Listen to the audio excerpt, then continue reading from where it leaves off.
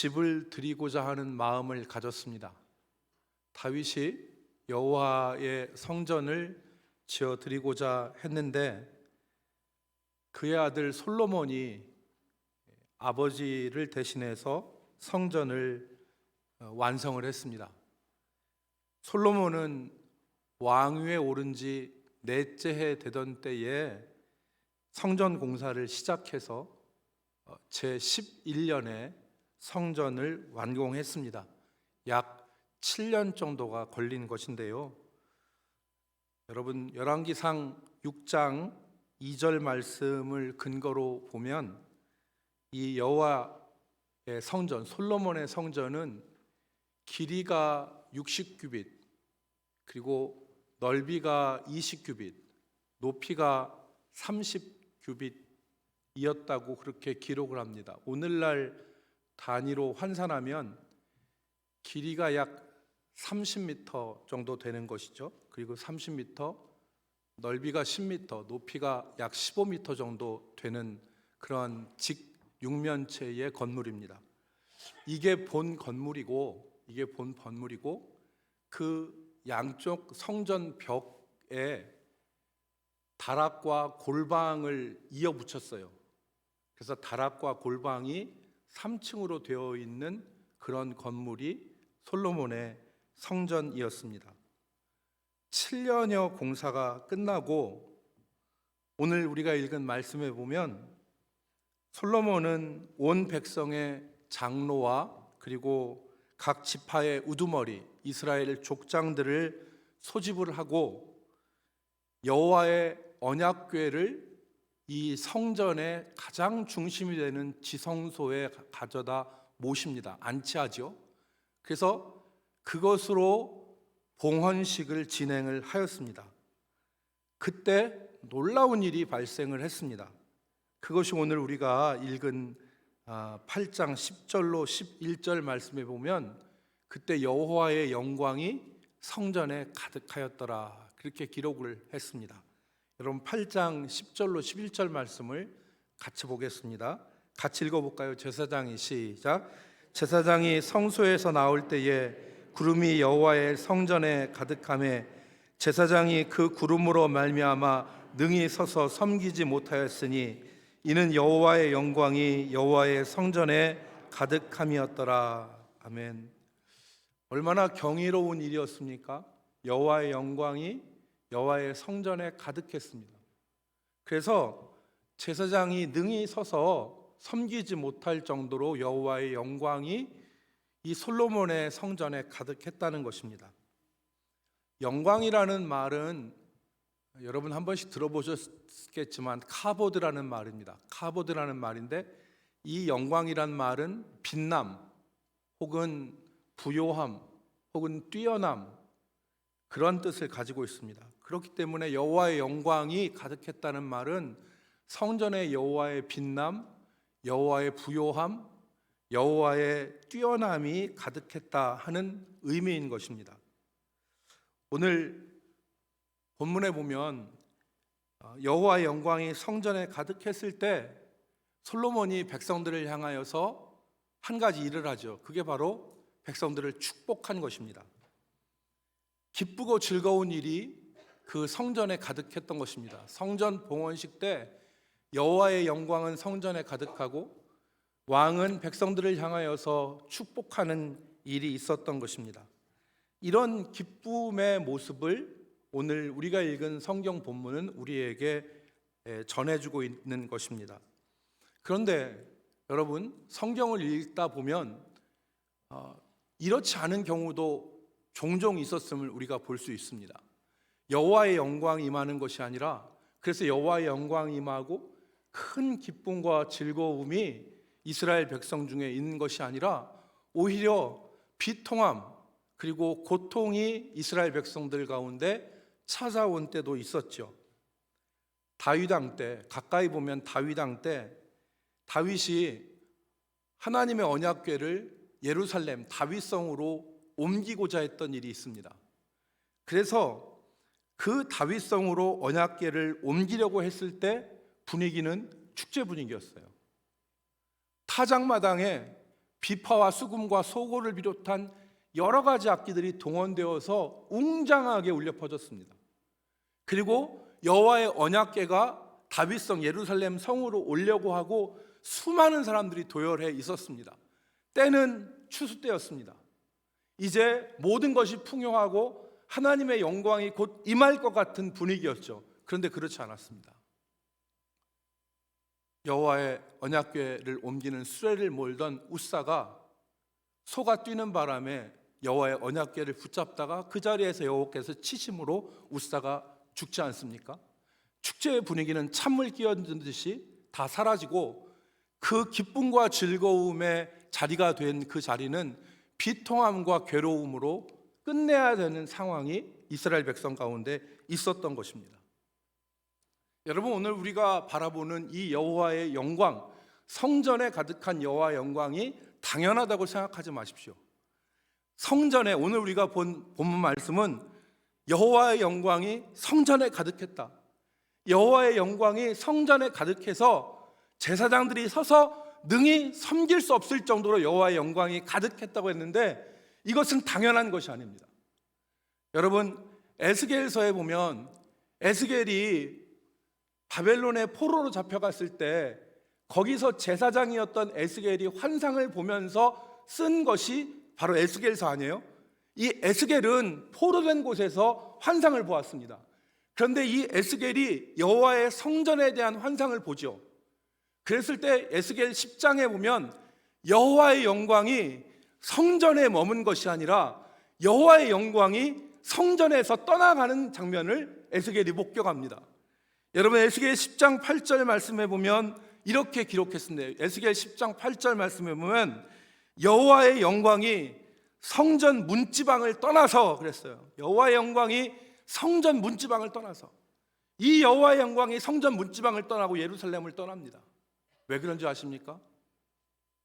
이스라엘 가운데 우상 숭배와 악행이 가득했기 때문에 여호와의 성전 안에서 심지어 이방신을 섬기고 제사장들로 보이는 25명의 사람들도, 베옷 입은 사람들도 태양신을 향하여서 엎드려 절하는 모습이 발견됐기 때문에 더 이상 여호와의 영광이 그 성전에 머물러 있을 수가 없었던 것입니다. 여러분, 오늘 우리는 이 여호와의 영광에 대해서 같이 생각해 보도록 하겠습니다.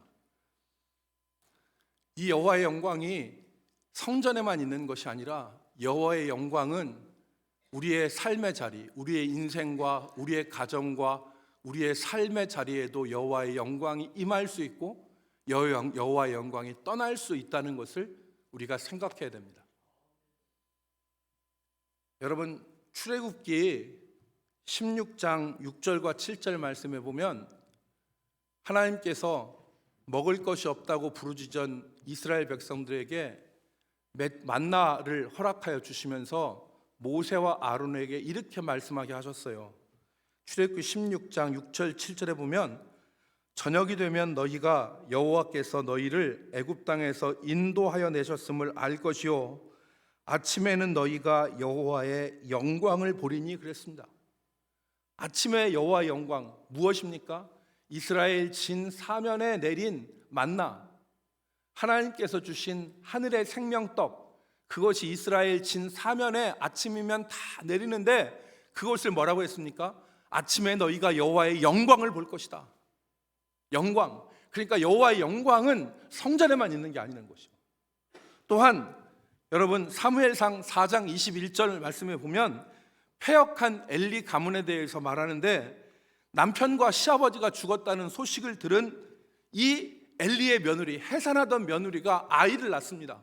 그런데 그 아이를 낳을 때, 아이를 낳으면서 이 여인이 죽어가는데 그때 아이가 태어난 것을 개념치 않고 생각하지 않고 그녀의 입에서 나오는 말이 바로 무엇이냐면 영광이 떠났다. 영광이 이스라엘 가운데서 떠났다. 그래서 그 아이의 이름을 뭐라고 했습니까? 이가봇이라고 하지 않았습니까? 영광이 이스라엘 가운데서 떠나버렸다. 영광이 이스라엘 가운데서 떠나버렸다. 영광이 이스라엘 가운데서 사라져 버렸다, 그 얘기입니다. 즉 여러분, 제가 지금까지 무엇을 말씀드렸습니까? 성전에 여호와의 영광이 가득할 수도 있고, 성전에서 여호와의 영광이 사라질 수도 있고, 우리의 삶의 자리에서 여호와의 영광을 볼 수도 있고, 우리의 삶의 자리에서 여호와의 영광이 사라진 삶을 살 수도 있다는 것을 말씀드린 것입니다. 여러분,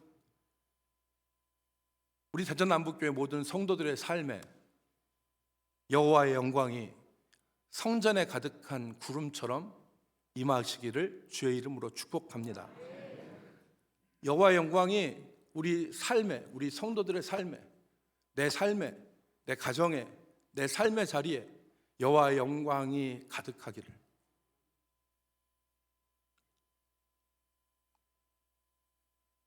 여러분, 여호와의 영광이 사라진 성전은 아무 쓸모가 없습니다. 여호와의 영광이 사라진 성전이 그 무슨 의미가 있겠습니까? 여호와의 영광이 사라진 인생은 존귀할 수 없습니다.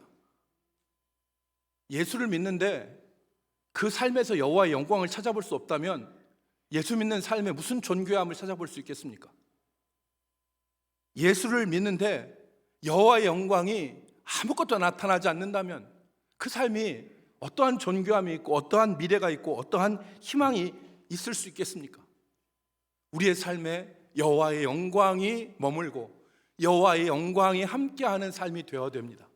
저 우리 대전남북교회 모든 성도들의 삶이, 또 우리 교회가 여호와의 영광이 머무는, 영광이 함께하는 교회와 성도들이 될 수 있기를 주의 이름으로 축복합니다.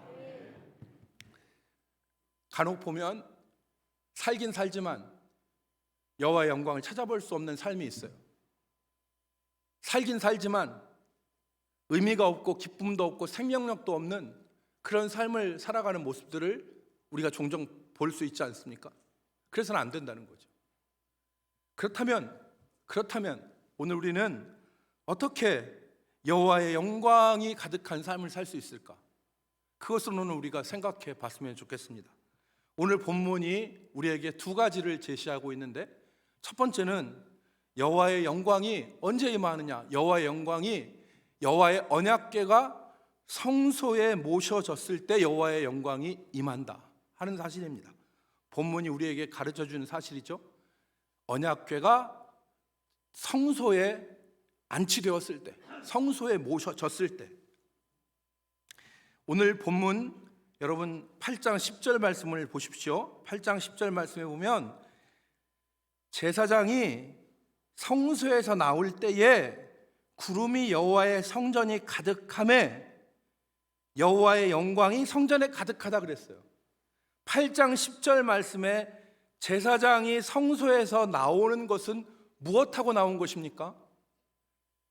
제사장들이 맸던 언약궤를 성소에, 지성소에 모시고 난 이후에 나온 때라 그 말입니다. 즉 여호와의 언약궤가 성소에 안치되었을 때. 여러분, 여기 여호와의 언약궤는 출애굽기 25장에 보면 이 언약궤는 직사각형의 나무 궤짝인 것을 우리가 알 수 있어요. 길이가 요즘 단위로 얘기하면 길이가 1m 25, 125cm. 여기서부터 여기까지 길이가 180이에요. 이게 6자짜리거든요. 6자짜리 강단이에요. 강대상인데 125cm라는 거예요. 이거보다 작아요. 높이가 75cm, 너비가 75cm. 그런 조각목으로 만든 나무 상자, 궤짝이 언약궤예요. 근데 이 궤를 다 금으로 덮었어요. 금으로 쌌어요, 나무 상자를. 그리고 그 안에 있는 게 핵심인데 뭐냐면 그 안에 십계명을 적은 돌판이 거기에 들어있어요. 그게 언약궤예요. 이 나무 상자를 언약궤, 증거궤 혹은 법궤라고 불렀는데, 그렇게 부른 이유는 시내산에서 하나님께서 이스라엘을 자기 백성 삼으시고, 시내산에서 하나님께서 이스라엘을 자기 백성 삼으시고 저들은 나의 백성이 되고 나는 저들의 하나님이 돼야 되겠다고 하시는 그 자기 백성을 삼으시고 그 언약의 증표로 돌판을 주신 거예요. 그 언약의 증표로. 그래서 이 돌판을 넣은 궤를 언약궤, 증거궤, 법궤 이렇게 부르는 것입니다. 다시 말해서 이 언약궤는 하나님과 이스라엘 백성들과의 언약을 나타내는 증표이고, 이 언약궤가 하나님과 이스라엘 백성들의 언약의 상징인 것이죠. 그래서 솔로몬의 성전에 여호와의 영광이 임한 것이 왜 임했느냐? 여호와의 언약궤가 이스라엘 백성과 하나님 사이의 언약을 나타내는 증표가 이 성전의 심장부에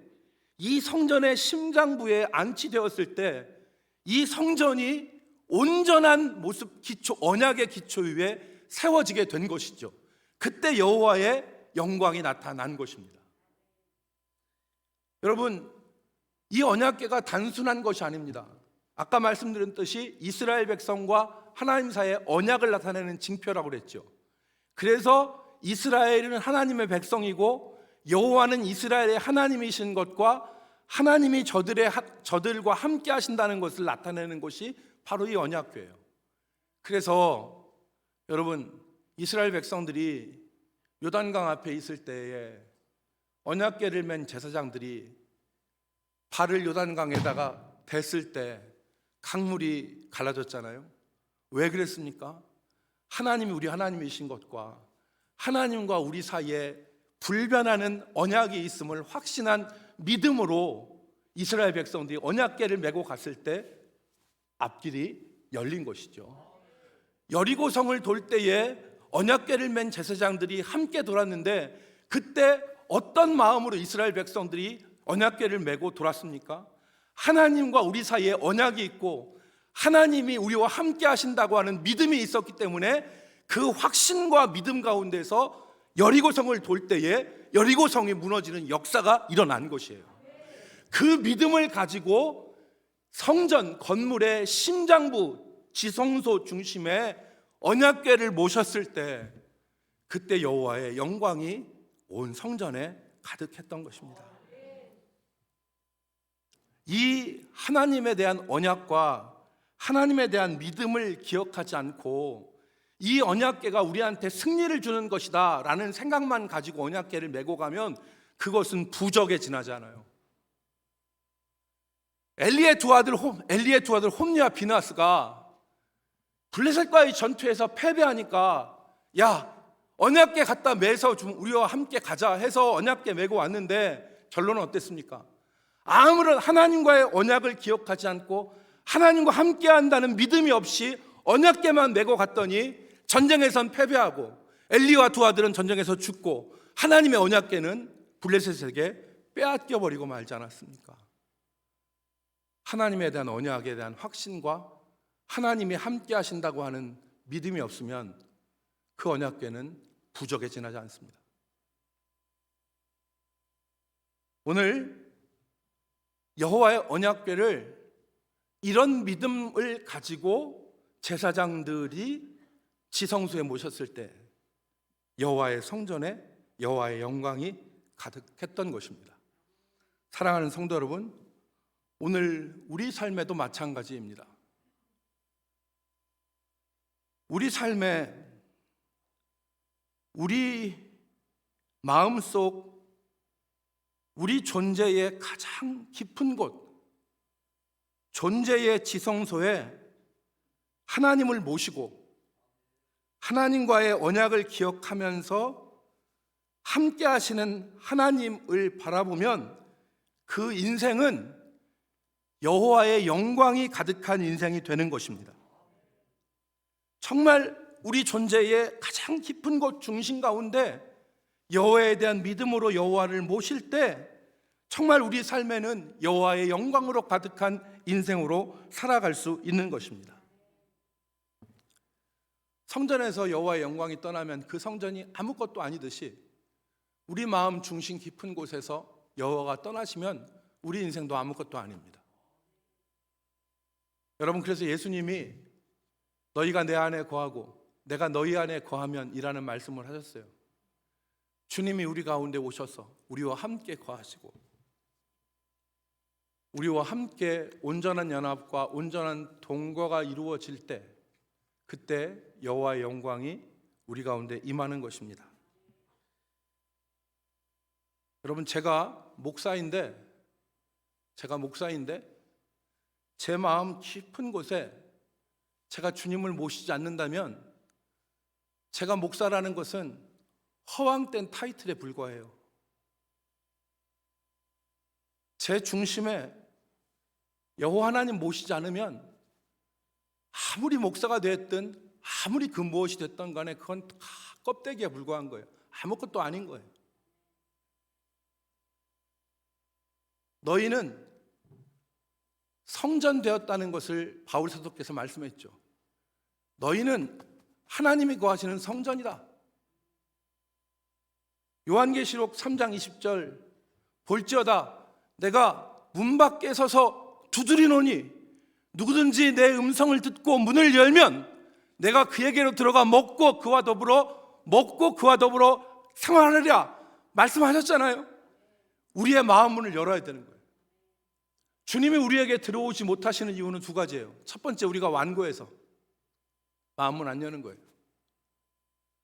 주 예수 대문 밖에 기다려 섰으나 단단히 잠가두니 못 들어오시네. 우리의 마음은 안 열고 우리가 강팍하면 주님이 들어올 수 없어요. 우리의 마음을 열고 주님을 영접해야 되는 것입니다. 우리 대전남북교회 모든 성도들이 삶의 자리에서 마음을 열고 그리스도를 영접할 수 있기를 주의 이름으로 축복합니다. 그때 여호와의 영광이 그 삶에 임하는 것입니다. 두 번째는 주님이 왜 못 들어오시냐? 다른 것으로 가득 차서 못 들어오세요. 빈자리가 없어요. 세상의 것, 더러운 것, 이런 것으로 가득 차서 주님이 들어오실 자리가 없는 거예요. 비워야 됩니다. 비워야 돼요. 내 마음속에 있는 추한 것들과 더러운 것들을 비워야 돼요. 그래야 주님께서 들어오시는 거예요. 오늘 지성소, 성전의 심장과 같은 지성소에 여호와의 언약궤를 모셨을 때에 여호와의 영광이 성전에 가득하게 임했던 것입니다. 우리 대전남북교회 모든 성도들이 여호와를 그 중심에 모심으로 여호와의 영광이 가득히 나타나는 삶을 살아갈 수 있기를 주의 이름으로 축복합니다. 두 번째, 우리가 우리의 삶을 최선을 다해서 두려움의 자세로 살아갈 때 여호와의 영광이 임합니다. 여러분, 오늘 우리가 읽은 이 열왕기상 8장 이전에 5장, 6장, 7장은 솔로몬이 성전을 건축한 과정을 기록하고 있어요. 그런데 이 5장, 6장, 7장을 읽으면 성전 건축할 때 특이점 세 가지를 발견할 수가 있습니다. 그 특이점 세 가지가 뭐냐? 첫 번째는 성전이 대충 지어진 게 아니라 치수와 모양대로 지어졌어요. 치수와 모양대로. 아까 말씀드렸죠? 제가 어떻게 알겠어요?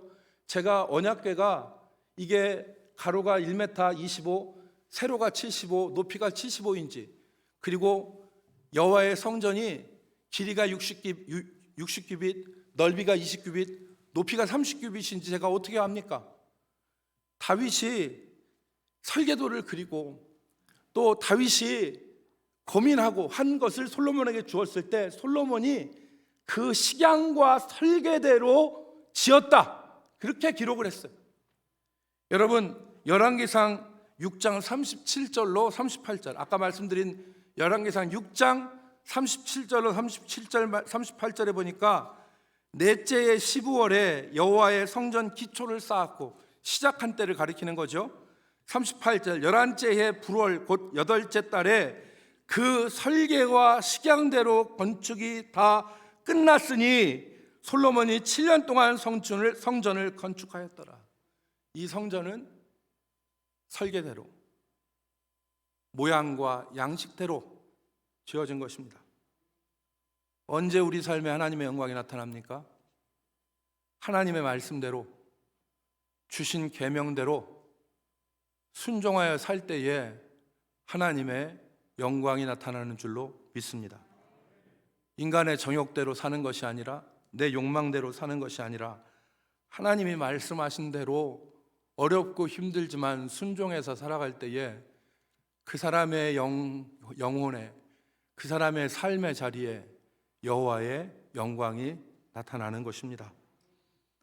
십계명에 이른 대로 그 언약궤의 중심에는 십계명 돌판이 있는데, 그 십계명에 이른 대로 안식일을 기억하여서 거룩하게 지키고, 부모를 공경하고, 간음하지 않고, 살인하지 않고, 도둑질하지 않고, 거짓 증거하지 않고, 이웃의 것을 탐내지 않으며 주와 동행할 때 그 삶에 하나님의 영광이 나타나는 것입니다. 예수 믿는다고 하지만 그 삶이 변화되지 않고, 악이 고쳐지지 않고, 악에서 떠나지 않으면 하나님의 영광이 나타나지 않습니다.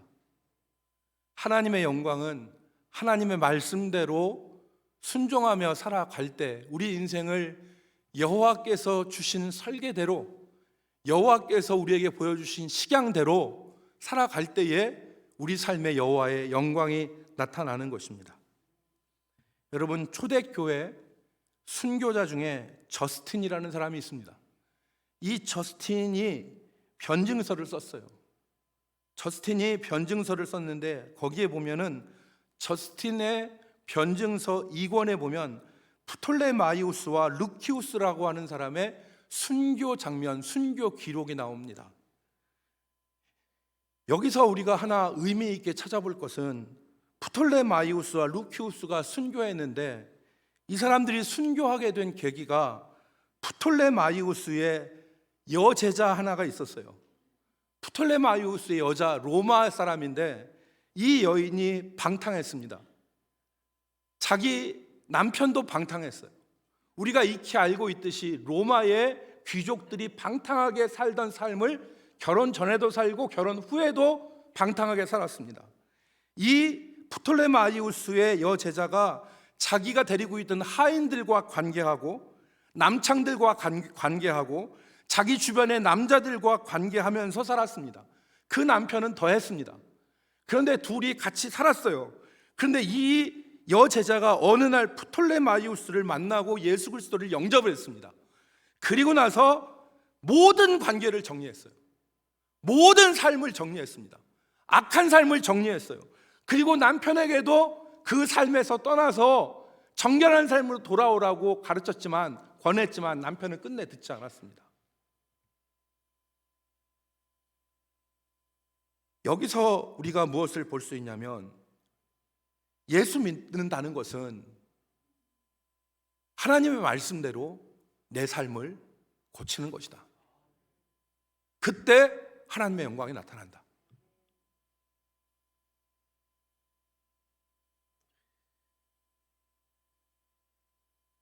여러분, 다윗이 일평생 괴로움을 받으면서 살았습니다. 세상 말로 하면 다윗의 철천지 원수는 사울입니다. 다윗이 사울에게 얼마나 많은 고통을 당했습니까? 그런데 이 다윗이 어느 날 사울을 죽일 수 있는 기회가 생기잖아요. 사울이 동굴에서 뒤를 보는데, 변을 보려고 하는데, 그때 다윗과 다윗의 부하들이 그 동굴에 있었습니다. 한 방이면 끝났죠. 한 방이면 끝났습니다. 다윗이 사울의 진영에 들어가서 사울을 한 번에 죽일 수 있었습니다. 모든 이런 도피 생활에 종지부를 찍을 수 있는 상황이었죠. 다윗은 자기의 원대로 하지 않았습니다. 원수 갚는 것이 자기에게 있지 않음을 알고, 또 하나님께서 기름 부은 자 자기 손으로 처단하는 것을 원치 않으신다는 하나님의 뜻에 따라서 다윗이 자기 부하들이 부추김에도 불구하고 사울에게 보복을 행하지 않습니다. 이것은 다윗이 자기의 정욕대로 산 것이 아니라, 자기의 욕심대로 산 것이 아니라, 자기의 편리대로 산 것이 아니라, 자기의 마음 가운데로 사는 것이 아니라 하나님의 말씀에 따라서 살았던 사람임을 우리에게 보여주는 것입니다. 다윗의 삶에 하나님의 영광이 나타났습니다. 하나님의 영광이 다윗의 삶에 나타났습니다. 저는 우리 모든 대전 남북교회 성도들이 하나님의 영광이 나타나는 삶이 되기를 주의 이름으로 축복합니다. 두 번째는 최선을 다할 때 여호와의 영광이 나타난다. 성전 건축 과정에서 이 최선을 다한 솔로몬이 얼마나 최선을 다했는가를 우리가 볼 수 있는데, 성소, 지성소, 성소, 내소와 외소의 모든 이 마감은 당시 레바논의 최고급 백향목으로 모든 성소와 지성소를 다 마감했습니다. 가장 좋은 나무. 그런데 그 가장 좋은 나무로 마감해서 최고급 자재 썼어, 이게 아니에요. 그 나무마다 그냥 둔 것이 아니라 거기다가 조각을 했습니다. 종려나무를 조각하고 핀 꽃으로 조각하고 다 나무를 하나하나 그대로 두지 않고 최고의 자재에다가 다 조각을 했어요. 그리고 그것도 모자라서 그 위를 전부 다 금으로 발랐습니다. 그러니까 솔로몬이 다윗의 성전을 짓는데 얼만큼 진심이었는가를 우리가 알 수 있죠. 그냥 진 것이 아닙니다. 최선을 다했습니다. 할 수 있는 한 최선을 다했습니다. 우리가 인생을 살아가는데 그럭저럭 대충대충 하는 곳에 세상의 영광이 나타나지 않습니다. 여러분, 사업하시고 장사하시는 분들 계시는데 장사를 그냥 내 있는 마음 반만 들여서 장사해서 장사가 성공합니까? 사업이 성공합니까? 내 마음 다 쏟고 들여도 나타날까 말까 합니다. 그런데 하나님은 우리가 최선을 다할 때 그 사람의 자격이 어떻건 간에 우리가 우리의 전심으로, 우리의 진심으로 하나님 앞에 나가면 그 삶에 하나님의 영광을 보여주십니다. 하나님의 영광. 마지막 세 번째로는 두려움과 조심함으로 솔로몬은 성전을 지었습니다. 오늘 6장에 있는 말씀에 보면 성전 안에서 철 연장 소리가 나지 않았다. 돌을 가지고 와서 돌 뜨는 곳에서 다 치수대로 다듬어서 왔지 성전 안에서 망치나 도끼나 두드리는 철 연장 소리가 나지 않았다. 성전 양쪽 벽에 1층, 2층, 3층 골방과 다락을 만들었는데 그때 성전 벽이 훼손되지 않도록 성전 벽을 보호하면서 이 옆에 있는 골방과 다락들을 만들어낸 것을 우리 볼 수 있습니다. 무엇입니까? 성전을 짓는 데 있어서 두려움과 조심함으로 성전을 지었다는 것입니다. 우리가 인생을 살아갈 때 두려움과 조심함으로 우리가 살아갈 때, 특별히 하나님을 대함에 있어서 두려움과 조심함으로 대할 때 하나님의 영광이 나타나는 것입니다. 익숙함이 우리를 교만함으로 이끌지 않도록, 신앙생활하는데 익숙함이 우리를 교만함으로 이끌지 않도록 예배당에 나올 때 놀이터에 나오고 개모임 가는 마음으로 예배당에 나와서 내 하고픈 대로 예배당에서 하는 것이 아니라 정말 고3 수험생이 12년간의 공부를 다 마감하고 수능 시험장에 들어가는 비장함과 진지함으로 시험장에 들어가듯이 오늘 우리가 하나님 앞에 두려움과 조심함으로 우리가 신앙생활을 해야 될 것입니다. 종교개혁 시대에 마틴 루터가 어느 작은 시골 마을에 부임을 했습니다. 목사로. 그랬더니 교구에 있는 교인들이 교회를 안 나오는 거예요. 그래서 마틴 루터가 신방을 하기로 작정을 하고 이제 교적부를 들고 자기 교구민들한테 신방을 가는데 집이 없고 다들 마을에 어디 앉아 이렇게 있는 거예요. 그래서 아무개 성도님, 아무개 집사님, 왜 교회 요즘 안 나오십니까? 교회 나오셔야죠. 이렇게 얘기했더니 그분들이 하시는 얘기가 뭐냐면, 목사 양반, 우리한테 맥주 받아주면 우리가 교회 나가겠어. 이렇게 얘기를 했대요. 술 받아주면 우리가 교회 나가겠어. 이 말이 뭐냐면, 그 당시에 영적 분위기가 어떠했는지, 그 당시에 영적 분위기가 얼마나 진지하지 못했는지를 우리에게 헤아릴 수 있게 하는 예화입니다. 말씀을 정리하겠습니다. 사랑하는 성도 여러분, 우리의 삶에, 우리의 가정에, 우리의 교회에 하나님의 영광이 나타나기를 주의 이름으로 축원합니다. 우리의 삶에, 우리의 가정에, 우리 자신에, 그러기 위해서 우리 중심, 우리 존재의 지성소에 하나님을 모시고, 그리고 두려움과 조심함으로, 그리고 최선을 다하여 말씀 가운데 생활함으로 하나님의 영광이 우리 가운데 나타나기를 주의 이름으로 축복합니다. 기도하겠습니다. 거룩하신 하나님, 하나님의 영광이 성전에 가득한 구름과 같이 우리 삶에 나타나기를 소망합니다. 주께서 우리들을 주장하여 주셔서 하나님과 동행하는, 정말 하나님과 함께 연합하여 동거하는 저희들 되게 하여 주시옵시고, 우리 삶에 여호와의 영광이 충만하게 나타나게 하여 주시옵소서. 주께서 우리 모두를 주장하시고 인도하실 것을 바라오며 존귀하신 예수 그리스도의 이름으로 기도 올리옵나이다.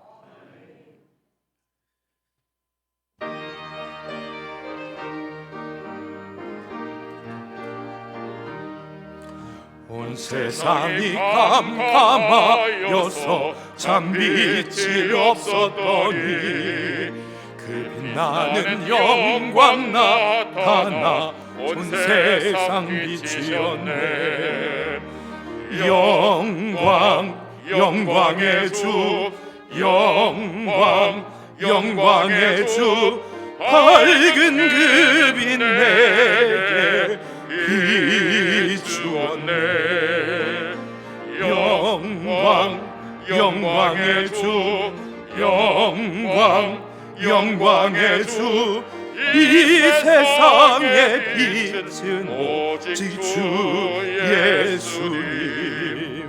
주 말씀을 믿는 사람은 그 마음이 시원하고, 주 명령을 준행하는 자 그 길이 완하겠네. 영광의 주, 영광의 주, 밝은 그 빛 내게 비추었네. 영광의 주, 영광의 주, 이 세상의 빛은 오직 주 예수님. 죄 가운데 사는 사람은 그 눈이 어두워도 그 죄악을 씻는 날에는 그 눈이 밝아지네. 영광의 주, 영광의 주, 밝은 그 빛 내게 비추었네. 영광의 주, 영광의 주, 이 세상의 빛은 오직 주 예수님. 지금은 이 세상의 찬빛이 되시고 우리 가운데 어둠을 몰아내신 우리 구주 예수 그리스도의 은혜와 하나님 우리 아버지의 크신 사랑하심과 성령의 교통하심이 오늘 말씀을 듣고 하나님의 영광을 사모하는 주의 백성들 머리머리 위에와 우리 대전남부교회에 속한 모든 권속들 위에 이제로부터 영원토록 함께 있을지어다.